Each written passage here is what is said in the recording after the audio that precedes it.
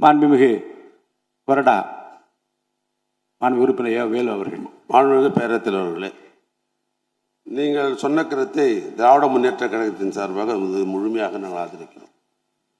காரணம், ஒரு திருத்தம் எப்பொழுதும் கொடுக்கிற பொழுது அன்றைக்கு ஏதாவது பிரச்சனை இருக்கும் என்று தான் சம்பந்தப்பட்ட உறுப்பினர்கள் எழுந்து அந்த திருத்தம் எங்களுக்கு ஏற்புடையதல்ல, அந்த திருத்தத்தில் இப்படி மாற்றம் செய்ய வேண்டும் என்று கருத்தை சொல்வதற்கு முழு உரிமை உண்டு.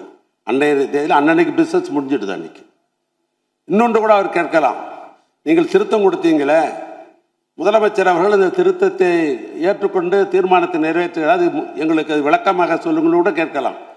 அப்படியும் யாரும் கேட்கல. ஏன்னா இந்த திருத்தம் எங்களுடைய கழகத்தினுடைய தலைவர் அவர்கள் இன்னும் குறிப்பாக சொல்ல வேண்டும் என்று சொன்னால், வீரேந்திர பட்டேல் முதலமைச்சராக இருந்த பொழுது அன்றைய தினம் பொதுப்பணித்துறை அமைச்சராக எங்களுடைய நெஞ்சமெல்லாம் இருந்திருக்கிற அன்பு தலைவர் கலைஞர் அவர்கள் பொதுப்பணித்துறை அமைச்சராக இருந்தார். அண்ணா அப்பொழுது முதலமைச்சர்.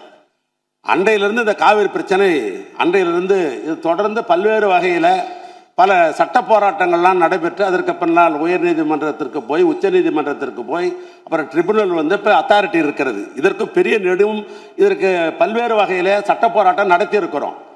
இது முழுமையாக திராவிட முன்னேற்ற கழகத்துக்கு தெரியும். ஆனால் புதிதாக பொறுப்பேற்றிருக்கிற அரசாங்கம் இதில் வெற்றி பெற வேண்டும் என்று அவர்கள் கருதுகிறார்கள். எனவே நாமும் அதற்கு உறுதுணையாக இருக்க வேண்டும் என்று சொன்னால், இது தமிழக விவசாயிகளுடைய பிரச்சனை, காவிரி டெல்டா பிரச்சனை, இதில் அரசியலே கூடாது, இதில் முழுமையாக ஒத்துழைக்க வேண்டும் என்ற உணர்வோடு தான் இந்த பிரச்சனை வருகை என்ற உடனேயே வில்சன் மூத்த வழக்கறிஞர் அழைத்து டெல்லிக்கு அங்கே இருக்கிற சம்பந்தப்பட்ட வழக்கறிஞரிடத்தெல்லாம் இரவோடு இரவாக பேசி இதற்கு இப்படி திருத்தம் கொண்டு வந்தால்தான் இது முழுமை பெறும், பிற்காலத்திலே உரிமையாக அந்த மேகதாது அணையை கட்டுவதற்கு நிறுத்த முடியும் என்ற நிலை ஏற்பட்ட பின்புதான் எங்களுடைய எதிர்க்கட்சி தலைவர்கள் இந்த திருத்தத்தை கொண்டு வந்தார்கள்.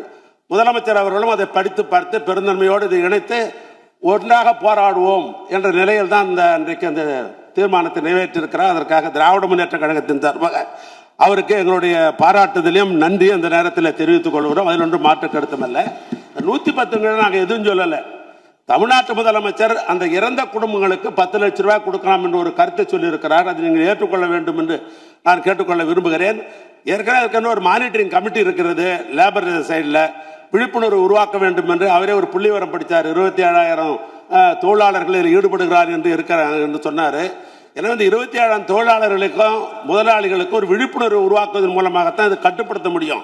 ஏன்னா ஒரு அரசாங்கம் எல்லா இடத்துலையும் தனியார் இடத்திலெல்லாம் போய் பார்க்க முடியாது. விழிப்புணர்வு உருவாக்க வேண்டும்.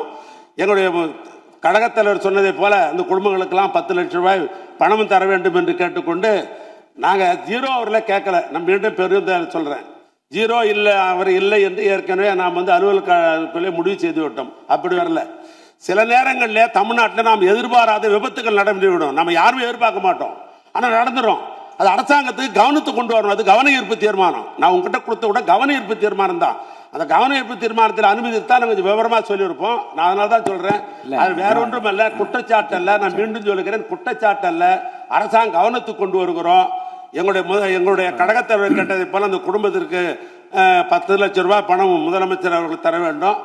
மீண்டும் சொல்லுகிறேன், எங்களுடைய தலைவர், எங்களுடைய சட்டமன்ற உறுப்பினர் அத்தனை பேரும் சார்பாக மாண்புமிகு முதலமைச்சர் இன்றைக்கு பிறந்த நாள் விழா, அவருக்கு எங்களுடைய திமுக சார்பாக முதல்ல நல்வாழ்த்துக்களை தெரிவித்துக்கிற அதே நேரத்தில் இந்த தொழிலாளர் குடும்பங்களுக்கெல்லாம் பாதிக்கப்பட்ட குடும்பங்களுக்கு ஒரு 5 லட்சம் ரூபாயும், இறந்த குடும்பங்களுக்கு 10 லட்சம் ரூபாய் பணமும் முதலமைச்சர் அறிவிக்க வேண்டும் என்று திராவிட முன்னேற்ற கழகத்தின் சார்பாக மாண்பு உறுப்பினர் வந்து இந்த 55 விதியின் கீழ் சொன்ன என்ன சொல்றேன்,